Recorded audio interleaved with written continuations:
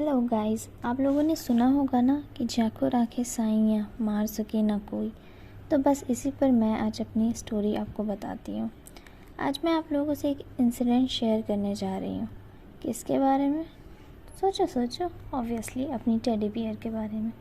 किसी का बर्थ 3 मई 2020 में हुआ था और आप लोग तो जानते ही हैं उस टाइम का सिचुएशन कैसा था। हम सब लॉकडाउन को फेस कर रहे थे, बाहर सिचुएशन बहुत ख़राब थी और मुझे किसी को लाने की बहुत जल्दी। एक्चुअली मैंने किसी को तो अपनी बुआ के घर से लाया है। उस टाइम ऑटो भी नहीं चल रहा था और मेरे घर में ना बाइक ना स्कूटी थी और ना उसको कोई ड्राइव करने वाला। बट मुझे किसी को तो लाना था और वो 1 मंथ 5 डेज़ की हो गई थी। तो बस मैंने एक अंकल से लिफ्ट लिया और बुआ के घर पहुंच गई और उसे लेकर अपने घर आ गई। हमने उसका गृह प्रवेश कराया, उसके फुटप्रिंट्स लिए एंड उसे बहुत प्यार किया। फिर हमने उसका चेकअप करवाया, डिवॉर्मिंग, वैक्सीनेशन भी करवाया। सब कुछ बहुत अच्छा चल रहा था पर पूरा वक्त हमारा वेट कर रहा था। 3 अगस्त का डे था। सुबह सुबह किसी को लूज़ मोशन होने लगे।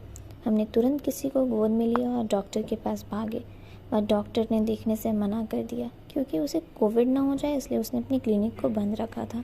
हमने बहुत रिक्वेस्ट की बट उसने हमें बताया कि किसी को पार्वो का अटैक आया है और शायद अब बहुत लेट हो चुका है। मुझे लगता है उन्होंने ऐसा इसलिए कहा क्योंकि किसी को 4 to 5 टाइम्स लूज़ मोशन हो चुके थे और उस टाइम तक वो बहुत डिहाइड्रेटेड हो चुकी थी। बट जब उन्होंने ऐसा मुझसे कहा तो मुझे तो लगा मेरे पैरों तले किसी ने ज़मीन ही छीन ली हो। बट फिर भी हमने हिम्मत किया और किसी को लेकर दूसरे डॉक्टर के पास जाने लगे। किसी धीरे धीरे बहुत शांत होती जा रही थी और हमारा डर बढ़ता जा रहा था। सबसे पहले तो हमने ऑटो लिया और रास्ते में डिसाइड करने लगे कि हमें जाना कहाँ है, क्योंकि किसी हमारी फ़र्स्ट पेट है। हमें तो यह तक नहीं पता था कि और डॉक्टर्स के क्लिनिक कहाँ कहाँ हैं। फिर हमने डिसाइड किया अपनी बुआ के घर जाने का, क्योंकि वहाँ डॉक्टर का क्लिनिक था। लॉकडाउन से पहले जिस डिस्टेंस का मैं 20 रुपीज़ पे करती थी, उस दिन उस ऑटो वाले ने मुझसे 200 चार्ज किए। बट इमरजेंसी ही ऐसी थी कि मैं अपना 1 मिनट भी वेस्ट नहीं करना चाहती थी और मैंने उसे 200 रुपीज़ दे दिया और आगे के लिए कैब बुक कर लिया। बट लालच सबके अंदर होती है, ये मुझे ऐसा लगा उस दिन। जब कैब वाले ने मुझे देखा कि मुझे बहुत इमरजेंसी है, उसने मेरे सामने मेरा बुकिंग कैंसिल कर दिया और बोला डायरेक्ट मुझे पैसे दे दो, जितना मैं चार्ज कर रहा हूँ मैं तुम्हें पहुंचा दूंगा। मैंने कैब वाले को 250 में बुक किया था और उसने मुझसे 400 मांगा। मैंने बोला ठीक है और बैठ गई और डॉक्टर के पास पहुंच गई। बट किसी बहुत शांत हो चुकी थी, जैसे कि वो अपने आखिरी पल गिन रही हो। जब मैंने उसे डॉक्टर के हाथों में दिया तो उसे लूज़ मोशन की जगह ब्लीडिंग स्टार्ट हो चुकी थी। वो ब्लीडिंग इतनी ज़्यादा थी कि वहाँ पे फ्लोर पे बस ब्लड ही ब्लड था और मुझे कुछ समझ नहीं आ रहा था कि मैं क्या करूँ। फिर डॉक्टर ने तुरंत ट्रीटमेंट स्टार्ट की और फिर मुझे उस डिज़ीज़ के बारे में बताया। मैंने डॉक्टर को बोला कि मैंने किसी को वैक्सीनेट किया है बट फिर भी उसे पार्वो हो गया।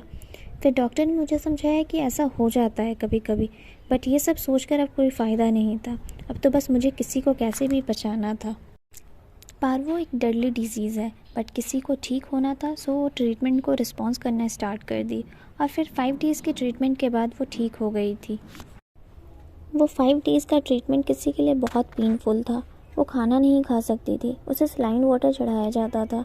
वो सलाइन वाटर चढ़ाना उसके लिए इतना पेनफुल था, वो बहुत चिल्लाती थी।